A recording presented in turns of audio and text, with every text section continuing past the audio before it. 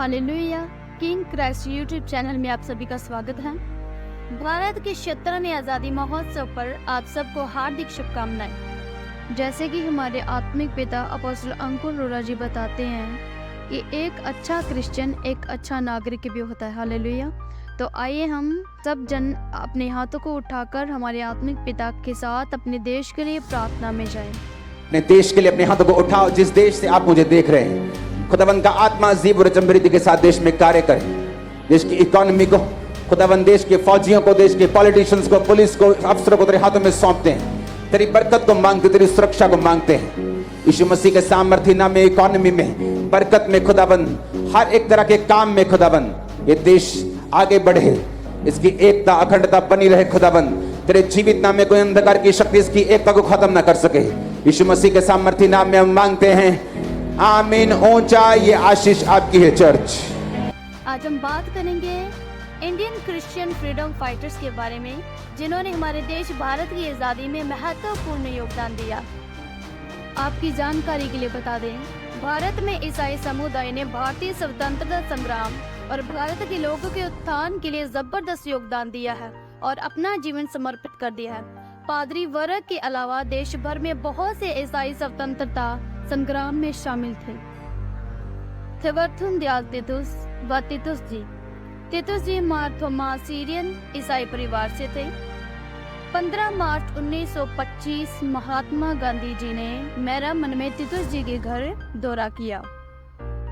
तितुस जी short law को तोड़ने के लिए 1930 में दांडी मार्च में भाग लेने के लिए गांधी जी के द्वारा चुने गए 78 पदयात्रियों में से वे एक थे।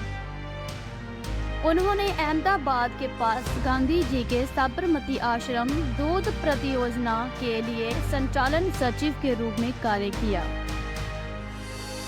गुलजारी लाल नंदा, जो बाद में भारत के प्रधानमंत्री बने, यह दोनों गांधी जी के विश्वस्त मित्र थे। उनका दिया गया नाम तितुस जी थिवर्थुम दयाल था, जबकि तितुस जी उन्हें महात्मा गांधी जी के द्वारा दिया गया सम्माननीय नाम था। थिवर्थुम दयाल जी की तस्वीर पुराने 500 के नोट पर चित्रित की गई थी। यह उनके जीवन की सबसे बड़ी उपलब्धि रही। ड्रामा माधव उपाध्याय, वह एक पत्रकार और भारतीय स्वतंत्रता सेनानी थे, एक कैथोलिक पास्टर और धर्मशास्त्री जिन्होंने स्वदेशी आंदोलन में अग्रणी भूमिका निभाई। उन्होंने 1904 में स्थापित एक राष्ट्रीय पत्रिका संध्या का संपादन किया और इसका जनता पर निर्णायक प्रभाव पड़ा, क्योंकि यह बंगाली में एकमात्र स्थानीय भाषा का अखबार था जिसने साहस पूर्वक पूर्ण भारतीय राष्ट्रवाद की वकालत की। जिन्होंने बाद में ईसाई धर्म अपना लिया था, लेकिन उनका योगदान महत्वपूर्ण था क्योंकि वह संध्या के उपाधक थे, एक प्रकाशन जिसने स्वतंत्रता आंदोलन को कायम रखने में मीडिया द्वारा निभाई गई उग्र भूमिका को बढ़ावा देने में मदद की। वह स्वामी विवेकानंद के सहपाठी और रविंद्रनाथ टैगोर के घनिष्ठ परिचित केशव चंद्र सेन से घनिष्ठ रूप से जुड़े हुए थे। कालीचरण बनर्जी, यह एक बंगाल के वकील थे जिन्होंने 1864 में ईसाई धर्म अपना लिया था। यह एक भारतीय स्वतंत्रता सेनानी थे और भारतीय ईसाई आंदोलन के अग्रदूत में से एक थे। वह इंडियन नेशनल कांग्रेस के संस्थापक सदस्यों में से एक थे।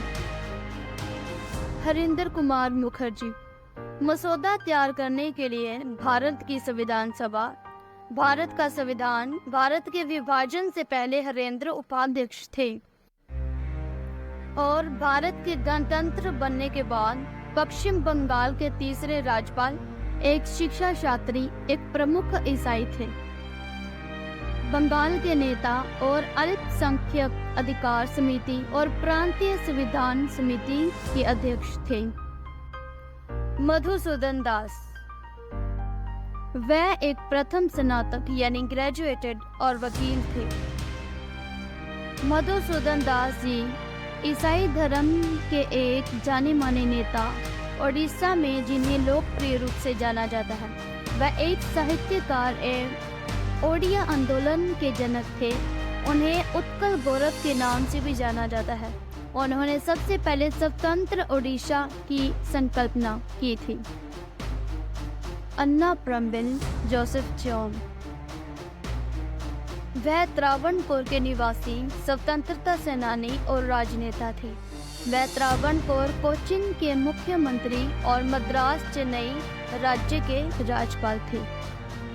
इस वीडियो को लाइक करें, कमेंट करें, ज़्यादा से ज़्यादा शेयर करें